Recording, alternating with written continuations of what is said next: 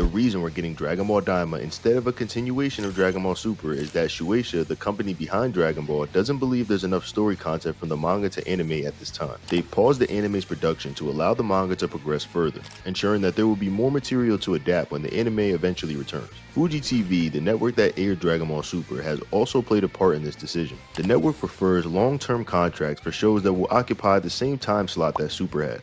Just animating the Moro and Granola arcs from the manga wouldn't be enough to fulfill a multi-year broadcast schedule. A 3 to 4 year run is ideal for Fuji TV, but with the current story arcs not being sufficient for such a lengthy airing, they opted to wait for more content. It's important to note that Dragon Ball Daima is not intended to replace Dragon Ball Super. Instead, it's something for fans to enjoy while we sit back for more Super content. It's a way to keep the franchise alive on the screen without rushing back into Super until there's enough material to justify it. Dragon Ball Daima will be available for streaming on Crunchyroll starting October 11th in several regions, including North America, Central and South America, Australia, New Zealand, South Africa, and Indian subcontinent, and Southeast Asia. While the specific time for the release hasn't been announced yet, more details are expected as the premiere approaches. As for Dragon Ball Daima itself, the series originated as a self-contained story developed by Akira Toriyama in collaboration with Toei Animation. It was originally planned as a single film, but the story turned out to be too long for a movie, yet not long enough to be a full-length series like Dragon Ball Z or Dragon Ball Super. At this point, it's unclear how many episodes Daima will consist of, but is expected to air over a period of 6 to 7 months. Dragon Ball Daima is said to be the most Toriyama-influenced anime to date, and the reason lies in the unique approach Toei took in its production. Traditionally, Akira Toriyama's role in the anime adaptations was limited, as Toei primarily based the series on his manga, occasionally reaching out to him for clarification or character designs. However, this process was significantly different with Daima. This time, Toei's writers would develop episodes, send them to Toriyama, and he would personally review, approve, and make any necessary changes. Due to this hands-on involvement, Dragon Ball Daima will be the anime with the most direct input from Toriyama, making it a true reflection of his vision. As for the storyline, Dragon Ball Daima takes place after the Buu Saga in the main Dragon Ball continuity. It's even referred to as the sequel to the Buu Saga. The events in Daima occur within the 4-year gap between the end of the Buu Saga and the beginning of Dragon Ball Super's Battle of Gods arc. Specifically, it is expected to take place about 2 years after the Buu Saga and 2 years before Super begins. In terms of transformations, Dragon Ball Daima won't feature the advanced forms seen in Super, such as Super Saiyan God or beyond. The highest transformation viewers can expect to see is Super Saiyan 3, unless the creators decide to surprise fans by introducing something unexpected. Dragon Ball Daima will feature character designs and animation from Katsuyoshi Nakatsuru,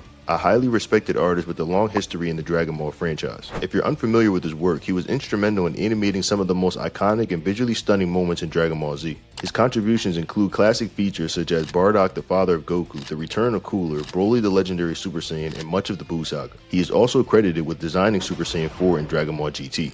With Katsuyoshi involved in Daima, fans can expect top-tier animation quality and character designs that pay homage to the franchise's legacy. Unlike Dragon Ball Super, which faced significant production challenges, as seen in the infamous Episode 5, Dragon Ball Daima has been in development since 2022, giving the production team plenty of time to ensure that the episodes meet the highest standards of quality. This extended production timeline means that there won't be any rush to churn out weekly episodes, and the staff won't be forced to work under unrealistic deadlines. The story of Dragon Ball Daima will take Goku, Pansy, Glorio, and Shin on an adventure through the Demon Realm, a mysterious part of the Dragon Ball universe that was briefly mentioned during the Buu Saga but never fully explored. Fans might remember the Demon Realm being referenced in connection with Dabura, the Demon King, who was controlled by Babidi. While we were given a glimpse of this dark world during a filler fight between Gohan and Dabura, the lore surrounding the Demon Realm has remained largely unknown until now. Daima promises to delve deeper into this unexplored part of the Dragon Ball universe, offering long-awaited insight. One exciting aspect of Daima is that it aims to recapture the spirit of the original Dragon Ball series. Instead of relying solely on raw power, Goku and his companions will face challenges that require more than brute strength to overcome. Magic will play a crucial role in these adventures, adding a new layer of complexity to the battles and obstacles.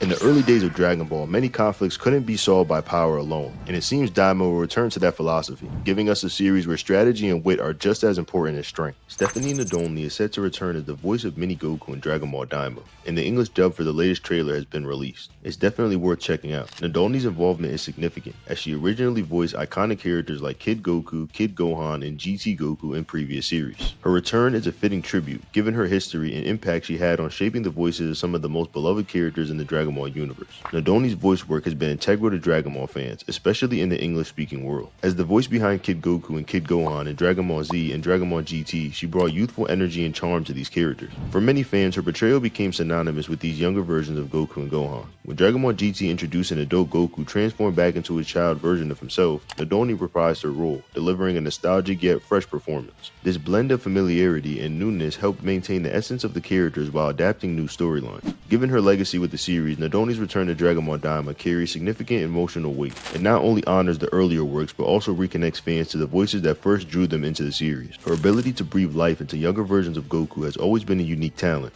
and her return will likely enhance the overall experience of Dragon Ball Daima. This decision aligns perfectly with the show's themes, making Nadoni the ideal choice to continue the tradition of voicing the younger iterations of Goku. For longtime fans, hearing Nadoni's voice again will be a reminder of their childhood and the earlier days of the Dragon Ball franchise. Her iconic portrayals helped define the series for a generation, and her return assures that the connection between the past and the present will remain intact. There have been 4 trailers for Dragon Ball Daima released this year, and I'll share the links in the order down in the description below. If you haven't watched them yet, I highly recommend checking them out. Together, they give a clear sense of what's in store for the series. The 4th trailer in particular offers a nostalgic surprise that longtime fans of the franchise will appreciate. During one scene when Goku powers up into Super Saiyan, we're treated to the classic animation style that was used in the original Dragon Ball Z. Specifically, it mirrors the moment from Goku's fight against Android 19, where the transformation began with his eyes shifting from black to teal. As the transformation progresses, his hair begins to rise, just as it did back in the day. To top it off, the trailer features the iconic sound effect that accompanied the Super Saiyan transformation in the original series, which was an absolute treat to hear again. What makes this more exciting is the news that unlike Dragon Ball Super, fans won't have to endure a long wait for the English dub. It's common knowledge that Super's production was plagued by delays, but it seems Toei Animation has taken those lessons to heart. This time around, the English dub is expected to release much closer to the original Japanese episodes, so we won't be left waiting for months. And that pretty much covers it in terms of everything you need to know about Dragon Ball Daima, away from any kind of spoilers. I appreciate if you got to this far in the video. Thank you for your prolonged support.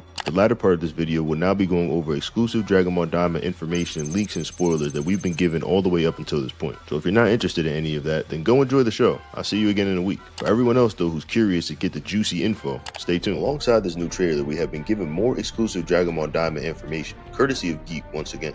Recently, a lot of predictions he made on Daima have been accurate, so I'm inclined to believe what he's telling us here. Let's jump in. The first exclusive piece of information I think we should talk about is the revealing of when Dragon Ball Daima takes place. There are always 2 takes on this, and what I've seen anyway. It was either after Super or before it. For all of you who guessed that it would be before Super, congratulations, you were correct. And bums like me were wrong. Daima is actually stated to be the sequel to the Buu Saga. However, the events of Daima tie directly into an untold story in Dragon Ball Super, so it's important as a Dragon Ball fan that you do watch this series for the future. As clearly displayed in Trailer 4, we can see Goku finishing off Kid Buu with a Spirit Bomb. All of the events of the Buu Saga are being watched by Goma, the rightful heir to the Demon King 𝗕𝗫𝗄. As promised, we will be getting a retelling of the Buu Saga in amazing animation quality, so that's pretty great. The next bit of exclusive information we have is in regards to Goku and how he will be used as a ploy in order to overthrow the new Demon King Goma. As previously mentioned, the Demon Realm is in a frenzy right now, following Deborah's death. Goma is supposed to be the new ruler of this dimension, but there are others who are looking to take his place. Goku in this plot will be used to take him out. Most likely the curse isn't placed on Goku by the Demon King himself, but by someone else lurking in the shadows who has intentions of becoming the king. Following this plot, we will now have a new set of Dragon Balls, which are likely the ones that we've been seeing in the trailers. Some mechanical looking enemies that were shown in Trailer 4 seemingly are powered by these new Dragon Balls, which I believe were made by the new enemy Namekian, and we've been told may be the true villain of Dragon Ball Daima. We still don't know where this person came from or their true motives, but these new Dragon Balls will surely be a force to be reckoned with. It's possible that these new Dragon Balls have some kind of consequence or negative energy like the Black Star ones in GT, but that much is still unclear and remains to be seen. In Trailer 4, we get a more clear look at the 𝗵𝗫𝗁, who's been playing the Demon King very close. Similar to the 𝗵𝗫𝗁, they play a role in the Demon Realm. I'm not sure though if they're the gods of creation of that dimension. A long time ago, Toriyama had drawn an image depicting the Demon Realm alongside the Living Realm and the Other World. Finally, we're going to be given some insight regarding its functionality in the world of Dragon Ball, which is pretty amazing. One detail mentioned about how the creation of these divine beings come about goes something like this. There's a tree that grows fruit. If said fruit becomes golden, it becomes a 𝗵𝗫𝗁. If the fruit is sour or imperfect, they become 𝗵𝗫𝗁. In Daima, I think that the tree we see in Trailer 4 is the exact one I'm referring to, which leads me to a possible theory regarding Shin and this new 𝗵𝗫𝗁, who I believe are related in some type of way.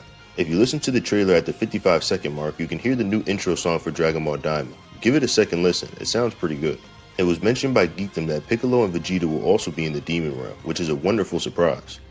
Originally, I guessed that Vegeta will be receiving the GT treatment and being put on the back burner for the first part of Daima, while Goku goes on his journey. But with this new development, there's hope for Piccolo and Vegeta fans. If you look closely as well, it seems like Vegeta is firing a ki blast on that green planet we've seen in the trailer, which is one of those other planets possibly outside of the Demon Realm we were told that they would be visiting, which is pretty cool.